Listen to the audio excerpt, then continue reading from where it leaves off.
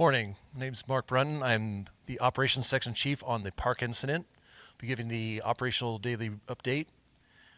Today on the fire, we are going to be have a lot of priorities in taking advantage of the weather that we are encountering, that we've had the past 2 days that have been able to mitigate the fire behavior and take advantage of the direct attack opportunities. Take you around the incident and show you exactly what has transpired over the past couple days, some of the challenges we've had, and our successes. Starting in the bottom towards the origin of the fire and moving on the west side, moving up around the fire. The lower part of the fire on that west side is looking very good. We're in a patrol and mop-up phase. We have direct line, which is lined directly on the fire line that we are utilizing to control the fire. That has been established, been in for the past couple days, continue to mop up and monitor that. We have a deeper mop-up, a lot of success with that part of the fire. As we are moving into division, what's known as Tango Hotel, so up the west side of the fire, that's where we have been a little bit more indirect line on the fire. And with that, we are taking opportunities as we can to move closer, put direct line in.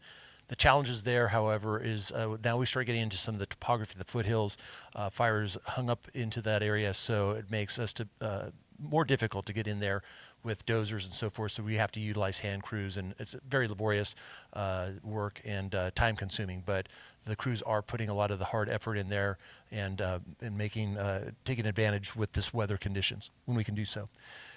Yesterday, in the what we call the left shoulder upper part of the fire, moving towards Highway 36, we ended up having some spot fires, and that's been the situation throughout yesterday afternoon. As the weather started to clear, it's got hotter, drier. The smoke and cloud cover went away, so now it allowed the fire to breathe, as we call it. With that, we ended up with, throughout the fire, a number of areas that gave us challenges with slops and spot fires. We were prepared for that. We had the resources to attack that, and so as soon as those were discovered, we aggressively attacked those spot and slop overs, not only with ground resources, but our air resources that we had deployed. With the cleaner air, we were able to fly the helicopters and fixed-wing aircraft without them being mitigated by the smoke. On Highway 36, as we go across the top where the fire slopped over that was about 6,000 acres the other day. We were able to put direct line on that. The crews have been working on that diligently for the past couple of days, starting to mop that up, get the direct line in, and take a lot of the heat out of that area, so it will prevent that when the weather changes, the potential for future spot fires or reignition and into the past our control lines.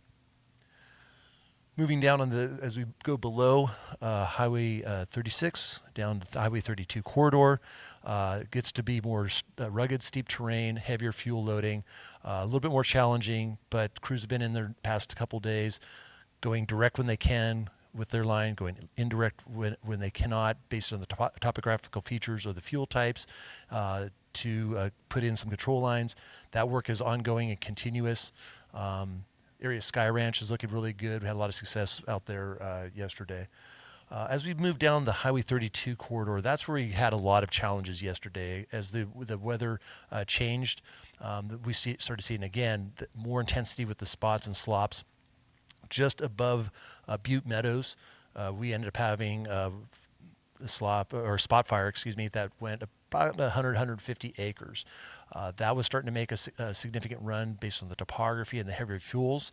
Fortunately, due to the fact that we had good amount of resources in there, and really came down to the line leadership. The people that were running that portion of the fire on top of it had a good plan, aggressive plan, employed the resources appropriately, and went after that, because had that not been the case, that would have caused significant growth to the fire. Not easy area to work in due to the topography and the fuels, but they really did a great job and was able to get some line around that and keep that from growing even further. Further down 32, we were able to utilize some of the good topographical features as part of a planned firing operation, and we were very successful with putting a vast majority of that in, over 6 miles of firing the line. It did exactly what we wanted. It gave us a nice, good buffer up to 700 to 1,000 feet in. That's fantastic for a firing operation, and that continued throughout the rest of the operational period and into today when they are going to move forward with that operation. The conditions are right. We have the resources in place, and should have great level of success with that. And if everything goes well, we should have that part of the operation buttoned up today. That really puts Forest Ranch in a good position, a good buffer around that. Cohasset, it's kind of a little island in here where a lot of aggressive firefighting took place the other day. Those structures still in good shape. We have a lot of resources in there, mopping up, making sure all the hotspots are taken care of, and making that more viable for eventual repopulation. As we complete each of these operations, we get another day closer to getting that repopulation potential so that everybody's comfortable with doing so.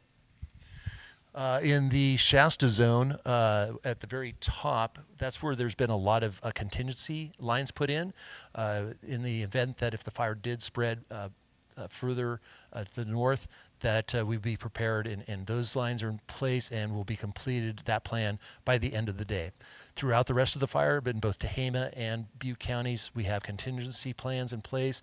They are putting in those lines, have had a lot of great success, utilizing not only topographical features, but also vegetation management programs, shaded fuel breaks, so a lot of fuels management work that's been done over the years throughout both counties. We're taking advantage of those opportunities, utilizing, which that's what they were designed for, to have success in our operation, and a lot of it has come into play and done a good job in helping our suppression crews. So that work will continue throughout the day. We were also looking at today standing up what we call a deputy operations for strategic planning. So that looks at the very big picture, 50,000 foot level, if you will, to look at overall and have a plan so that if we do encounter fire behavior like we saw the past few days, expected weather that we are seeing, that we will have a plan in place, be ready to have a primary, an alternate, contingent, and emergency plan if needed.